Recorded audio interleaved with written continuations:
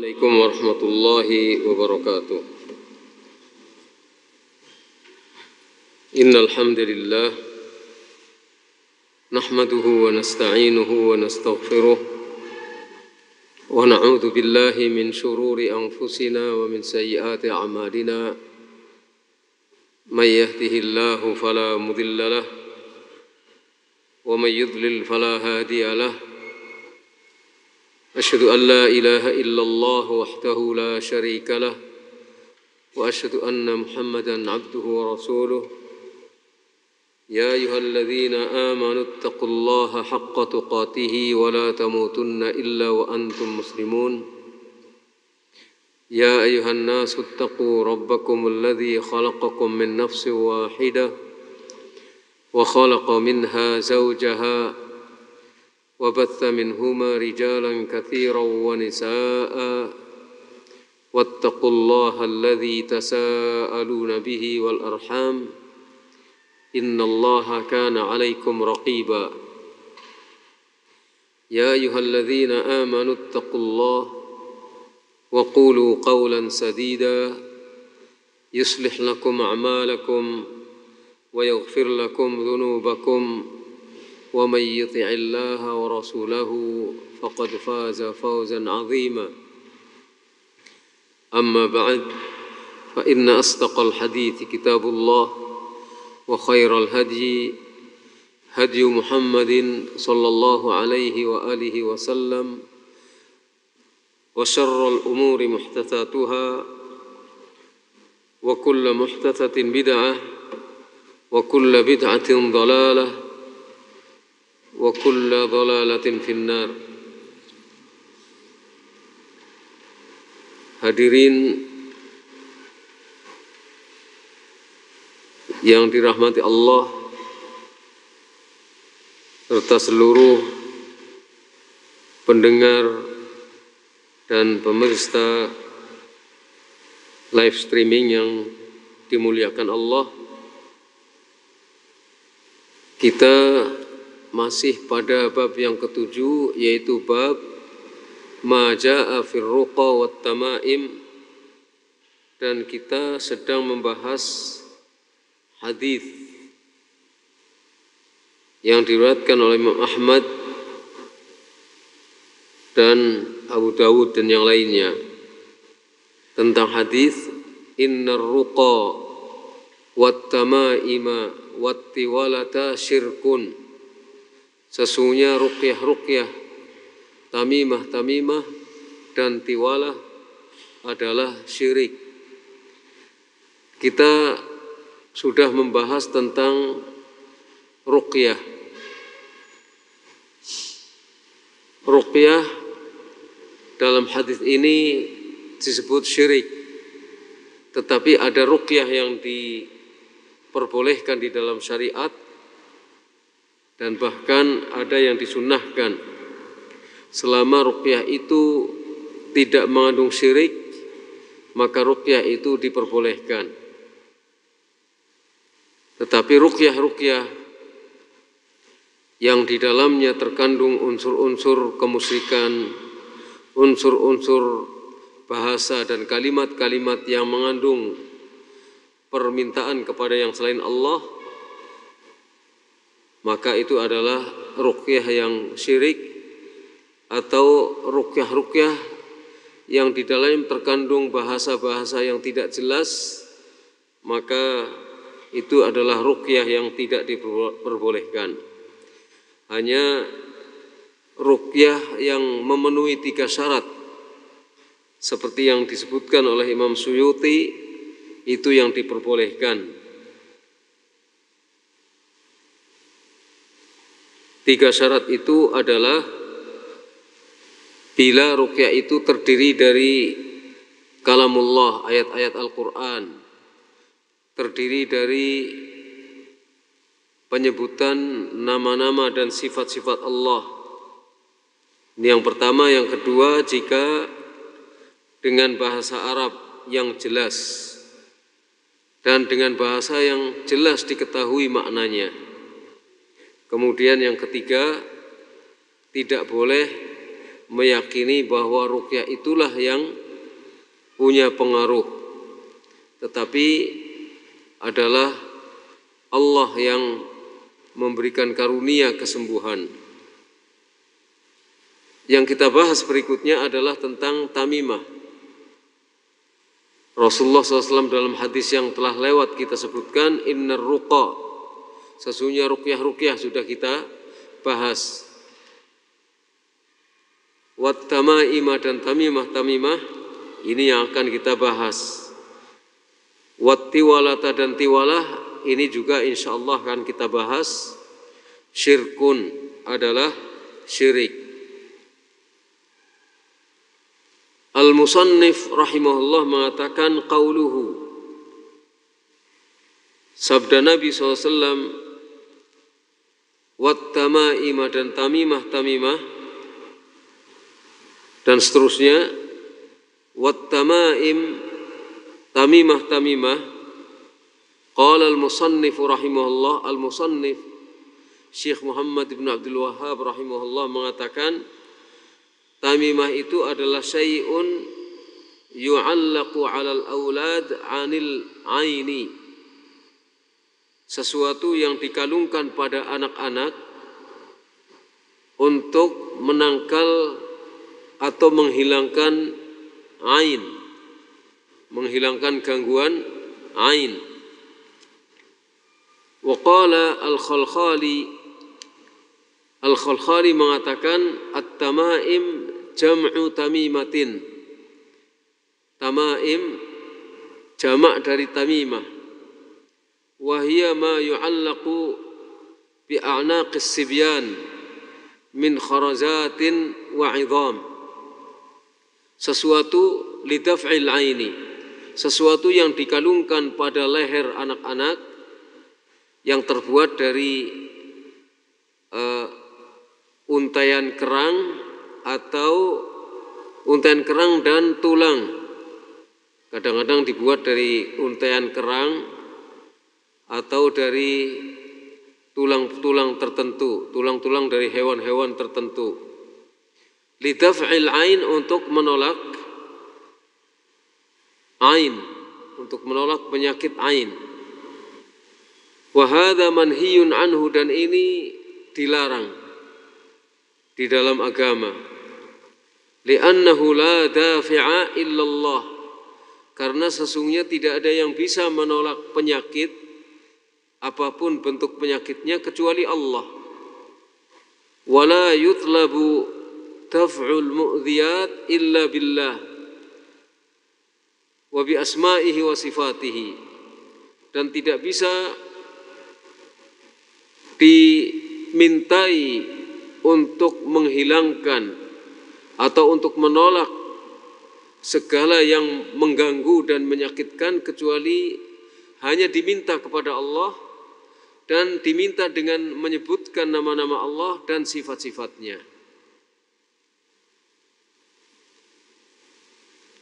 Jadi tidak ada yang bisa menolak penyakit kecuali Allah. Tidak ada yang bisa diharapkan untuk menghilangkan gangguan kecuali dimintakan kepada Allah, atau dimintakan dengan menggunakan nama-nama Allah dan sifat-sifatnya. Qala al-musannifu rahimahullah ta'ala,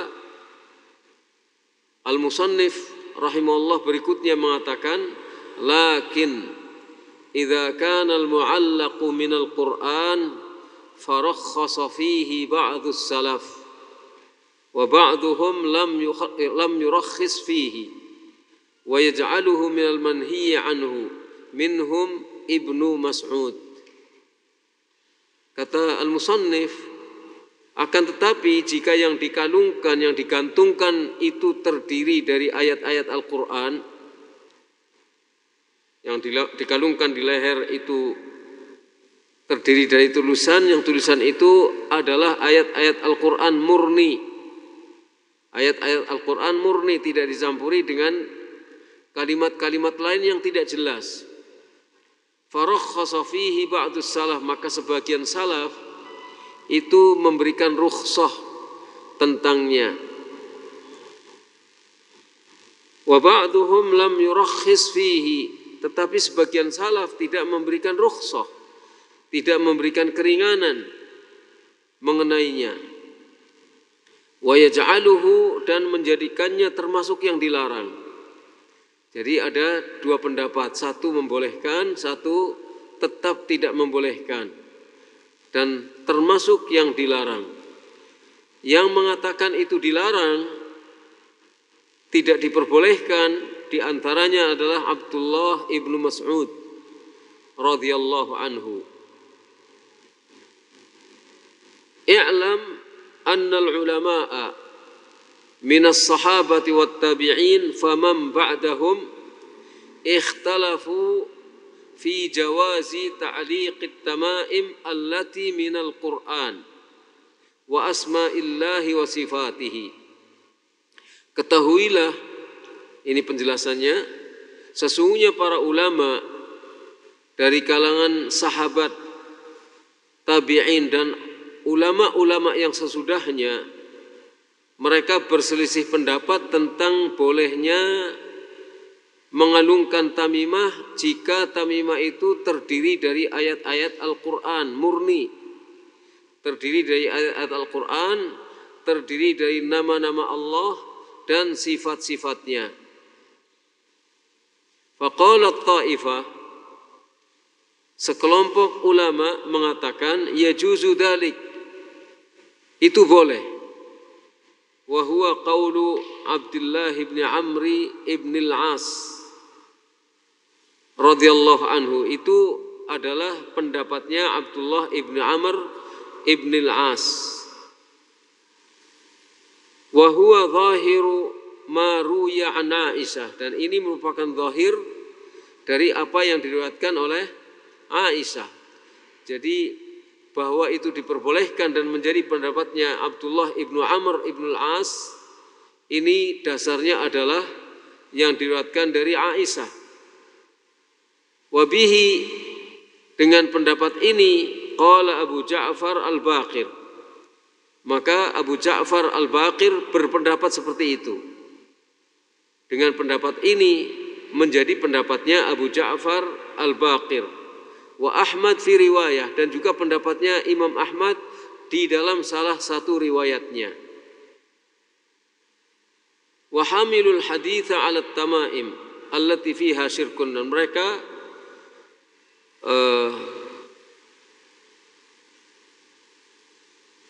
wa hamalul haditha 'ala tamaim allati fiha syirkun, dan mereka membawakan, dan mereka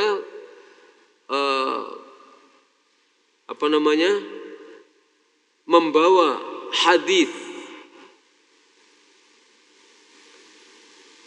hadis tentang tamimah yang tidak diperbolehkan, itu adalah tamimah yang di dalamnya ada syirik. Jadi mereka membawa pengertian hadis atas tamimah-tamimah yang di dalamnya ada syirik. Maksudnya, kalau tamimah-tamimah itu tidak syirik, tidak mengandung unsur syirik, murni terdiri dari ayat Al-Quran, nama-nama dan sifat Allah yang tidak mengandung unsur syirik di dalamnya, maka itu diperbolehkan. Yang tidak diperbolehkan adalah tamimah-tamimah yang di dalamnya mengandung unsur-unsur syirik. Tapi ada penjelasan di sini. Ini pendapat yang mengatakan boleh. Ini pendapat yang mengatakan tamimah yang terdiri dari ayat Al-Quran, asma Allah dan sifat-sifatnya, itu boleh selama tidak ada kandungan-kandungan yang isinya adalah kemusyrikan.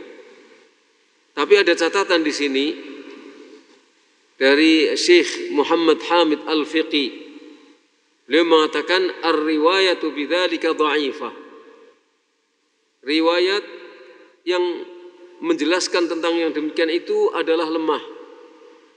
Wala tadullu ala hadza, dan riwayat itu tidak menunjukkan atas bolehnya tamimah yang terdiri dari ayat-ayat Al-Quran. Lianna fiha anna ibna Amrin kana yahfazuhu auladuhu al-kibar. Karena di dalam riwayat itu Ibnu Amr ibn al-As adalah yahfadhuhu auladuhul kibar. Anak-anak Ibnu Amr Ibnul As yang besar-besar itu menghafalkannya. Jadi ada tulisan terdiri dari ayat-ayat Al-Quran. Anak-anak dari Ibnu Amr Ibnul As yang besar itu menghafalkannya. Wa yaktubuhu fi alwah, dan beliau Ibnu Amr menuliskan hal itu di dalam papan, menuliskannya di papan. Wa yu'alliquhu fi unuqis sighar, kemudian mengandungkannya di leher anak-anak. Jadi ada ayat-ayat ditulis di papan, kemudian papannya dikalungkan di leher anak-anak beliau yang kecil.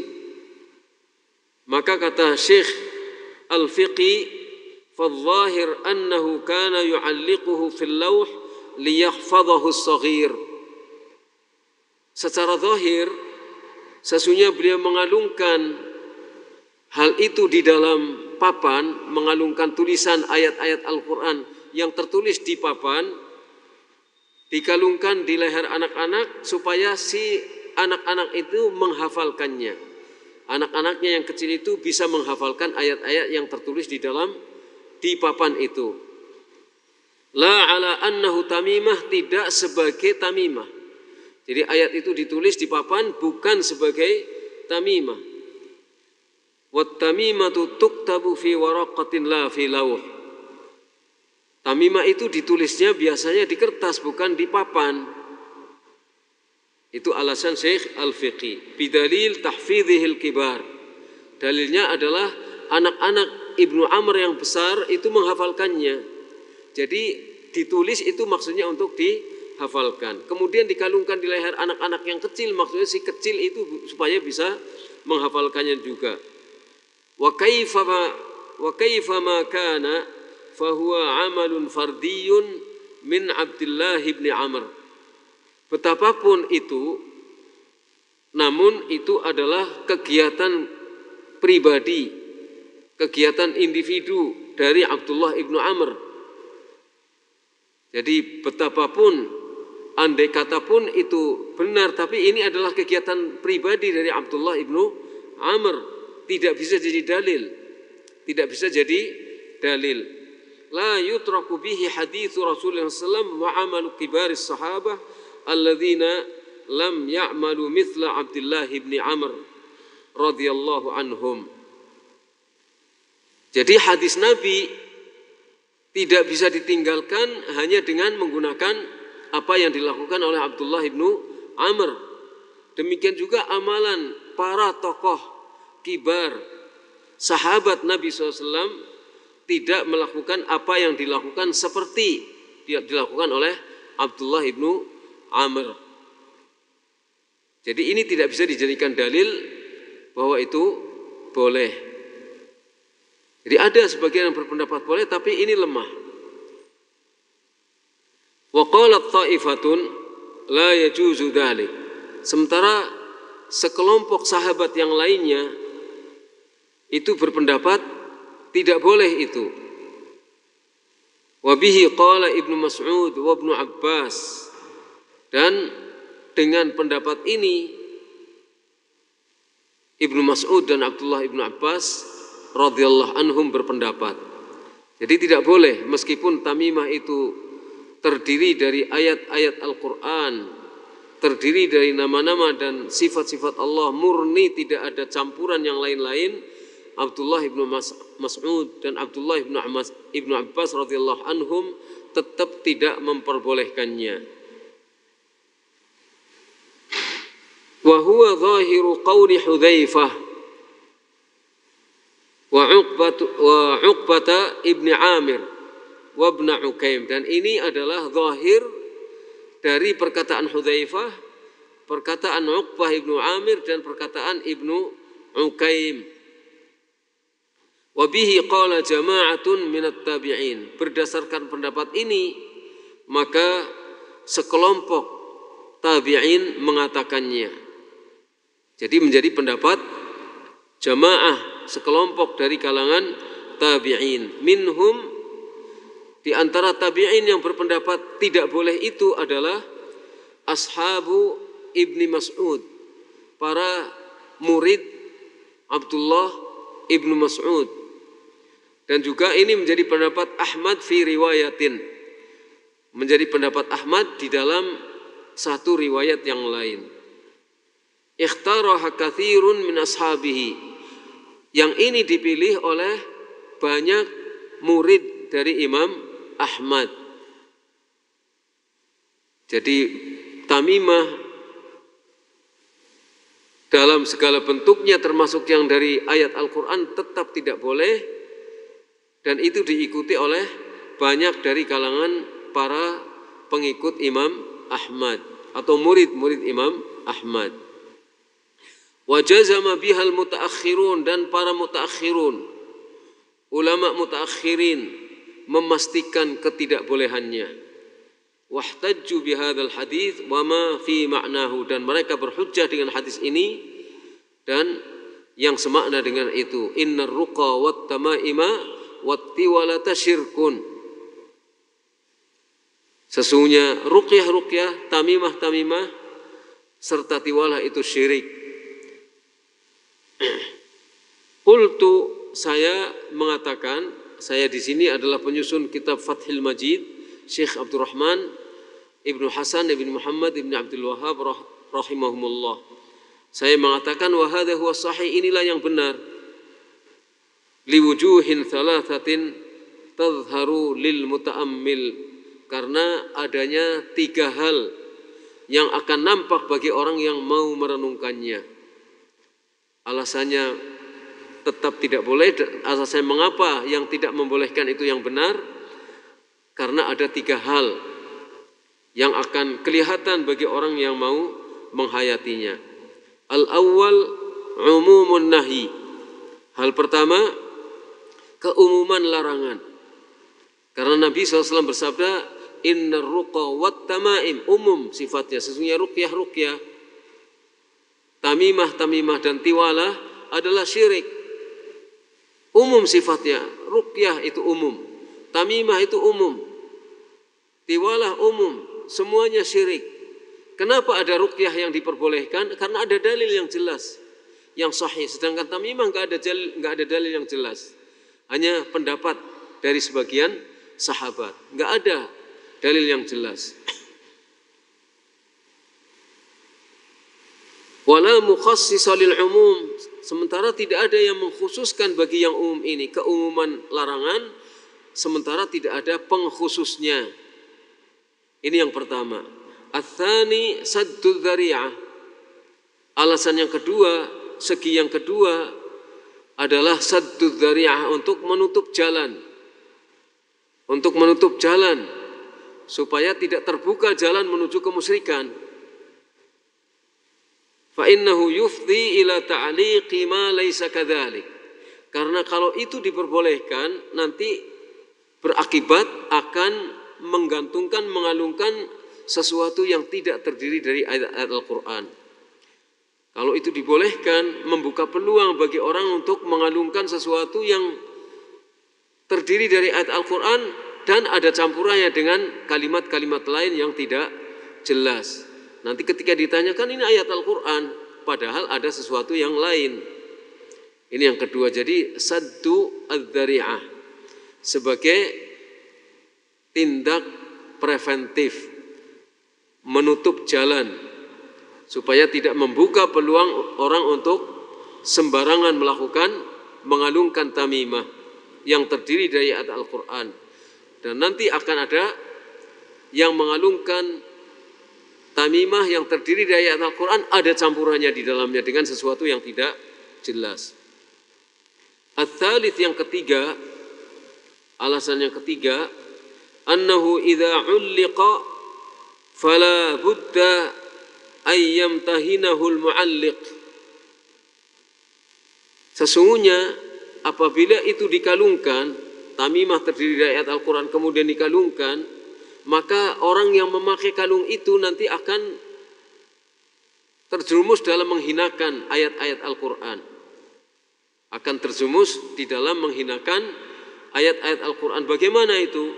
Bihamlihi ma'ahu fi hali qada'il hajah wal istinja wa nahwi dzalik, yaitu dengan membawa serta ketika buang hajat, ketika beristinja dan yang lainnya. Jadi mau tidak mau nanti akan terhinakan ayat-ayat Al-Quran dengan cara yang demikian. Nah, ini 3 alasan ini menegaskan tentang kuatnya, tentang rojihnya yang mengatakan bahwa tamimah sekalipun terdiri dari ayat-ayat Al-Quran murni itu tetap tidak diperbolehkan. Wallahu a'lam. Ini perkataan Syekh Abdurrahman Ibnu Hasan Ibnu Muhammad Ibnu Abdul Wahhab rahimahullah. Karena tidak ada dalil yang membolehkan tamimah khusus yang terdiri dari ayat-ayat Al-Quran. Hanya perkataan sebagian dari sahabat, pendapat sebagian dari perkataan sahabat. Dan perkataan sahabat ini tidak boleh dipertentangkan dengan, tidak boleh kemudian untuk meninggalkan hadis Rasulullah SAW yang sahih, yaitu innar ruqa wat tamaima wat tiwalata syirkun. Wa ta'ammal hadhil ahaditha, renungkanlah hadis-hadis ini. Wa ma kana alaihi salafu radhiyallahu anhum, dan renungkan apa yang dilakukan oleh para salaf radhiyallahu anhum. Kalau ini direnungkan hadis-hadis ini dan apa yang dilakukan oleh para salaf, yang ditempuh oleh para salaf itu direnungkan, yatabayyanu laka bidzalika ghurbatul Islam, maka akan menjadi jelas bagimu bagaimana keterasingan Islam. Betapa Islam itu menjadi sesuatu yang aneh, yang asing, yang tidak umum ketika kita menghayati hadis-hadis yang kita sebutkan di atas. Ketika kita merenungkan apa yang dilakukan oleh para salaf, akan menjadi jelas bagi kita betapa Islam itu akan kelihatan tidak umum, aneh, gharib. Khususan in arafta azima ma waqa'a fihi al-kathiru ba'da al-qurun al-mufaddalah. Terutama jika engkau mengetahui betapa besar apa yang terjerumus di dalamnya banyak di antara manusia-manusia sesudah generasi yang utama, generasi salaf, generasi yang utama. Sepeninggal itu, maka banyak orang-orang yang terjerumus dalam hal-hal yang tidak benar. Dari dulu sampai sekarang. Sehingga ketika muncul kebenaran, muncul sesuatu yang hak itu menjadi asing. Islam menjadi tidak difahami oleh banyak orang. Islam, orang-orang melihatnya sebagai sesuatu yang memanglingkan, sesuatu yang menyebabkan mereka itu terasa asing di dalam Islam. Kok kayak gini Islamnya?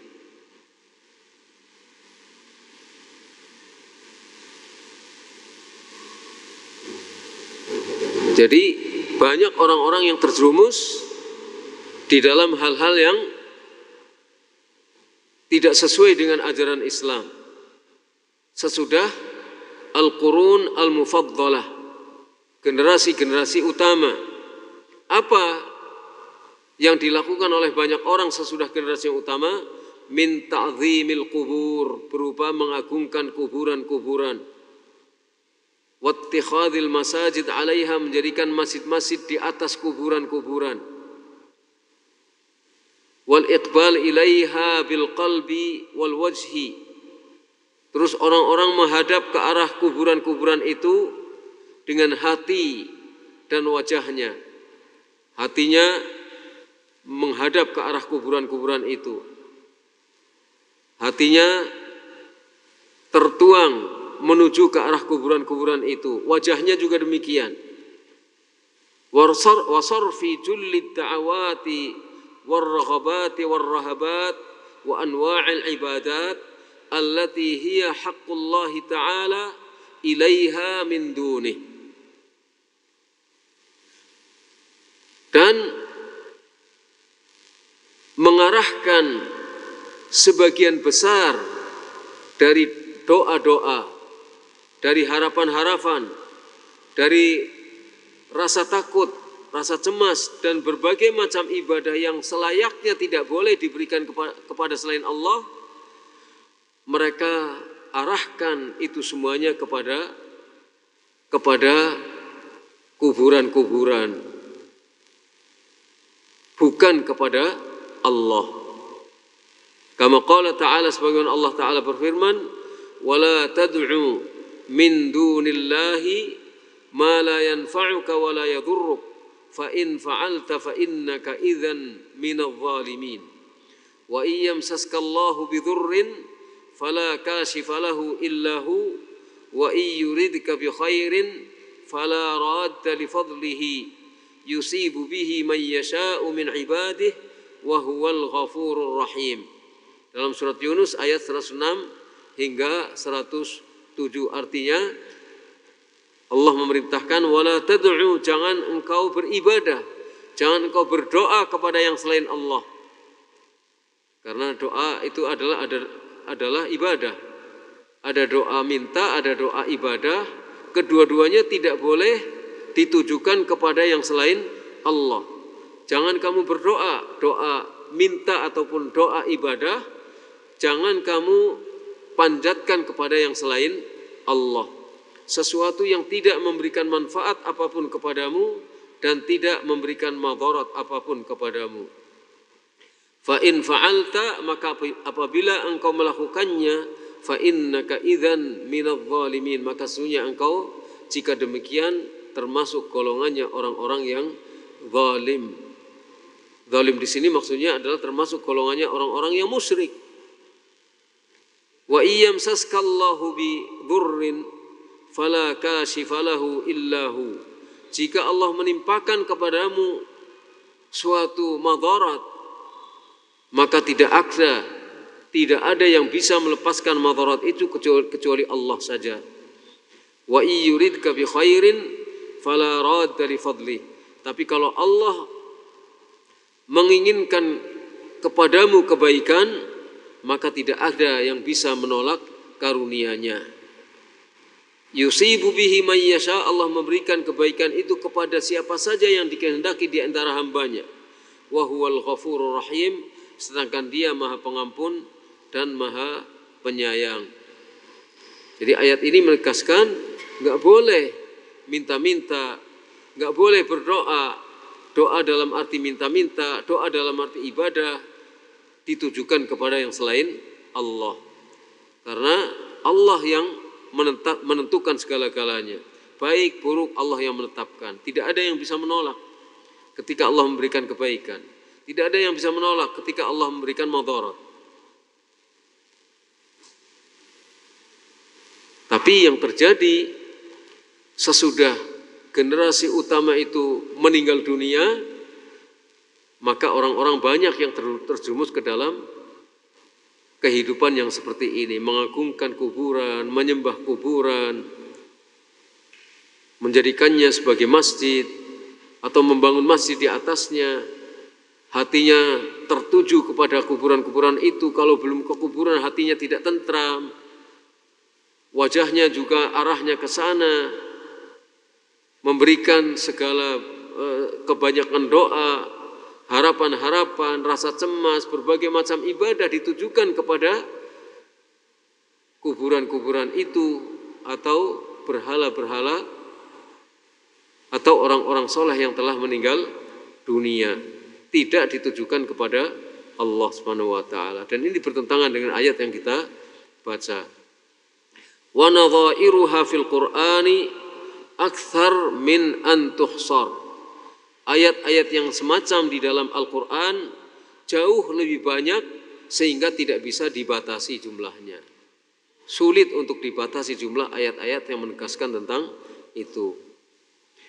Selesai pembahasan kita secara ringkas tentang tamimah. Jadi ada yang berpendapat tamimah itu boleh selama terdiri dari ayat-ayat Al-Quran murni. Tetapi pendapat yang dinyatakan kuat di sini adalah pendapat yang tetap tidak memperolehkan tamimah meskipun terdiri dari ayat-ayat Al-Quran dengan 3 alasan yang kita sebutkan tadi. dan juga ya bertentangan dengan hadis. Itu hanya pendapat sebagian dari sahabat. Dan ketika diteliti, kemungkinan yang dilakukan oleh sahabat itu bukan tamimah, tapi ayat Al-Quran ditulis di papan kemudian dikalungkan di leher anak-anak supaya anak-anak itu menghafalkannya, bukan sebagai tamimah. Wallahu a'lam bissawab. Berikutnya qauluhu wattiwalata syirkun. Demikian juga tiwalah itu syirik. Tiwalah itu syirik. Apa itu tiwalah? Qala al-musannif rahimahullah mengatakan tiwalah itu huwa syai'un yasna'unahu yaz'umuna annahu yuhabbibul mar'ata ila zawjiha war rajula ila imra'atihi. Tiwalah itu adalah sesuatu yang mereka bikin. Mereka beranggapan bahwa sesuatu itu bisa menjadikan seorang wanita cinta kepada suaminya dan seorang laki-laki cinta kepada istrinya. Apa itu? Kalau dalam bahasa kita ya mungkin guna-guna ya. Jadi guna-guna. Tiwalah itu semacam guna-guna, pelet. Sesuatu yang dibikin untuk menjadikan seorang perempuan cinta kepada laki-laki, laki-laki cinta kepada perempuan. Wa bihadza fassarahu Ibnu Mas'ud. Dengan yang demikian ini Ibnu Mas'ud menafsirkannya. Jadi tiwalah itu seperti itu, seperti guna-guna atau guna-guna. Rawil hadis, Ibnu Mas'ud adalah perawi hadis ini. Kama fi sahihi Ibnu Hibban, sebagian disebutkan dalam sahih Ibnu Hibban. Dan ini disebutkan dalam sahih Targhib. Wal Hakim, juga diriwayatkan oleh Al-Hakim, qalu, mereka para sahabatnya Abdullah Ibnu Mas'ud, para tabi'in, mereka berkata kepada Ibnu Mas'ud, ya Aba Abdurrahman, wahai Abu Abdurrahman, hadhihi ar-ruqa wat tamaim qad arafnaha. Ruqyah-ruqyah dan tamimah-tamimah ini kami tahu, kami mengenalnya, kami mengetahuinya. Famat tiwalah, tapi apa yang disebut dengan tiwalah? Qala, Ibnu Mas'ud mengatakan, syai'un yasna'uhun nisa yatahabbabna ila azwajihin. Sesuatu yang dibikin oleh kaum wanita, tentu biasanya melalui orang lain, supaya apa? Terjadi hubungan cinta dengan suami-suami mereka.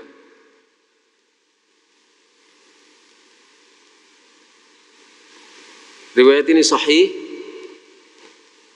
dan disebutkan dalam sahih Targhib, disebutkan sebagai sahih di dalam sahih Targhib Syekh Al-Albani. Qala Al-Hafidh Ibnu Hajar mengatakan at-tiwalatu bi kasril muthannah, di kasroh taknya at-ti, wa fathi al-wawi wal lam mukhaffafa, kemudian waw dan lamnya di fathah, tidak dengan ditasydid, yakni at-tiwalah. At-tiwalah syai'un kanatil mar'atu tajlibu bihi mahabbata zawjiha wa hiya darbun minas sihri wallahu a'lam. Yaitu sesuatu yang seorang perempuan menjadikan bagaimana suaminya cinta kepadanya. Dan ini adalah satu macam daripada sihir. Ini satu bagian daripada sihir. Jadi tiwalah itu termasuk sihir. Ada keterangan catatan kaki di sini disebutkan oleh Syekh Muhammad Hamid Al-Fiqi Wa in za'ama alladhina yasna'unaha lin-nisa annahum muslimuna mutadayyinun. Sekalipun orang yang membuat tiwala itu untuk kaum wanita itu mereka mengaku sebagai orang-orang muslim dan mengaku sebagai orang-orang yang beragama, artinya ahli ibadah. Wa anna ma yaktubunahu minal Qur'an wa asma'illah fa innahum yaf'aluna dzalika tadlilan bil Qur'ani wa ilhadan fihi. Sesungguhnya apa yang mereka tulis yang terdiri dari ayat-ayat Al-Qur'an, terdiri dari nama-nama Allah, sesungguhnya mereka lakukan itu dalam rangka menyesatkan orang dengan Al-Qur'an itu. Wa ilhadan fi, dan melakukan penyimpangan terhadap Al-Qur'an. Li'annahum yaktubunahu ala tariqatil yahud, karena mereka menuliskannya mengikuti cara-cara orang Yahudi.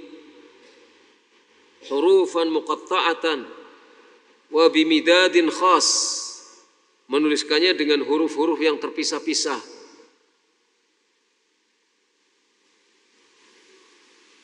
Dan dengan tinta khusus.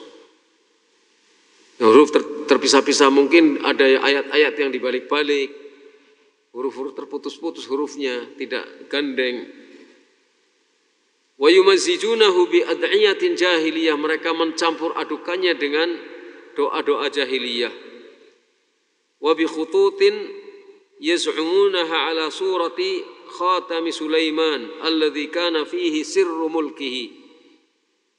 Juga dengan garis-garis yang mereka sangka itu membentuk cincinnya Nabi Sulaiman, yang menurut mereka di dalamnya lah tersembunyi rahasia kerajaan Sulaiman, kekuasaan Sulaiman. Kama yaz'umul yahud, sebagaimana orang-orang Yahudi menyangka, alladzina ya'taqiduna kufra Sulaiman, orang-orang Yahudi yang berkeyakinan akan kekafiran Sulaiman. Wa annahu kana yaskharul jinnu bis-sihri la bimu'jizatin min Allah. Dan sesungguhnya Sulaiman itu, mengapa jin itu tunduk kepada Sulaiman?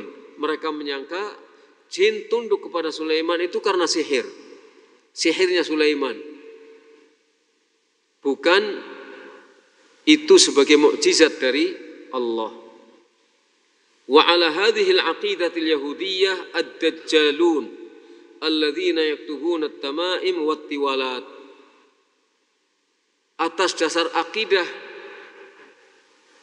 Yahudiyah ini,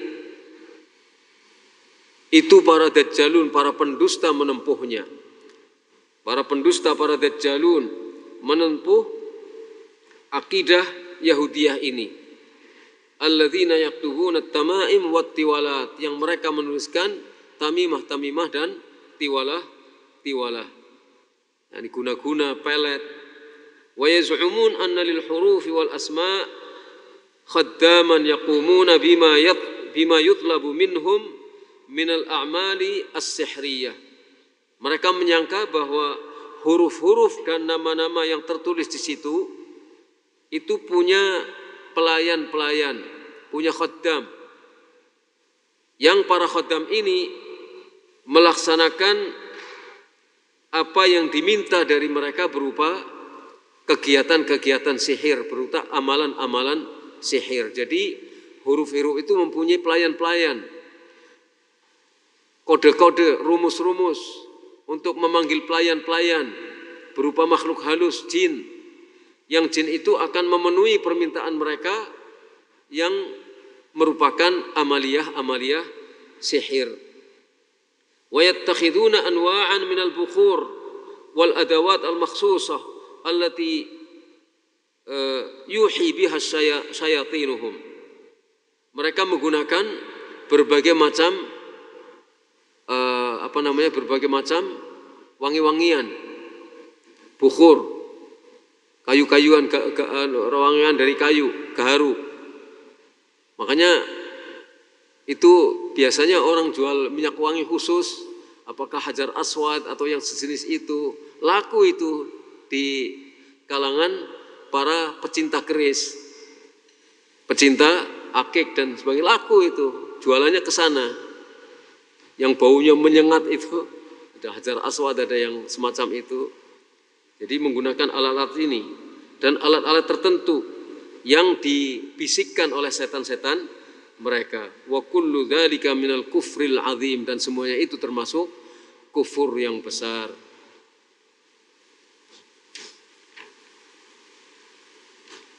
Wa kana minasyirki, dan itu adalah termasuk syirik. Lima yuradu bihi min daf'il madharri wa jalbil manafi'i min ghairillahi ta'ala. Karena dimaksudkan dengan itu untuk menolak madharat. Dimaksudkan dengan itu untuk mendapatkan manfaat-manfaat dari selain Allah, maka itu termasuk syirik. Jadi ruqyah-ruqyah, tamimah-tamimah, tiwalah itu adalah syirik. Guna-guna pelet untuk memelet orang supaya cinta pada kita, atau supaya laki-laki cinta pada perempuan, perempuan cinta pada laki-laki, dengan menggunakan mantra-mantra semacam itu hukumnya syirik. Tamimah juga demikian. Yang ada pengecualiannya adalah ruqyah. Jadi ruqyah ada yang diperbolehkan di dalam Islam berdasarkan dalil-dalil yang sahih. Jadi itu yang bisa kita sampaikan pada kesempatan malam hari ini. Insyaallah pembahasan berikutnya lanjut pada kesempatan yang akan datang. Jadi kita hindari ruqyah-ruqyah yang syirik, ruqyah-ruqyah yang tidak jelas. Kita hindari tamimah-tamimah, kita jauhi tiwalah, dan kita ingatkan orang lain supaya tidak mengalungkan tamimah-tamimah, tidak menggunakan ruqyah-ruqyah yang haram, apalagi yang syirik. Kemudian juga tidak mempergunakan tiwalah, guna-guna, pelet, dan yang sejenisnya untuk melancarkan cinta perempuan kepada laki-laki, laki-laki kepada perempuan. Dan saya dulu pernah mendengar cerita-cerita aja. Jadi supaya bermimpi indah karena berada di tempat yang jauh, supaya bisa bermimpi indah dengan istrinya, ada rapalan-rapalan tertentu, mantra-mantra tertentu yang dibaca. Kalau ingin menggoda orang lain, misalnya ada lada ya, lada digini-ginikan dengan amal-amal tertentu, nanti mengganggu orang lain. Jadi supaya terganggu orang lain, lawan jenis itu digini-ginikan pakai lada. Jadi ada amal itu termasuk yang itu semuanya. Insyaallah demikian, wallahu a'lam bishawab. Ini yang bisa saya sampaikan. Nas'alullah lana wa lakumut taufiq, wa sallallahu ala nabiyyina Muhammad wa ala alihi wa sahbihi ajma'in. Subhanakallahumma hamdika asyhadu an la ilaha illa anta astaghfiruka wa atubu ilaik. Assalamualaikum warahmatullahi wabarakatuh.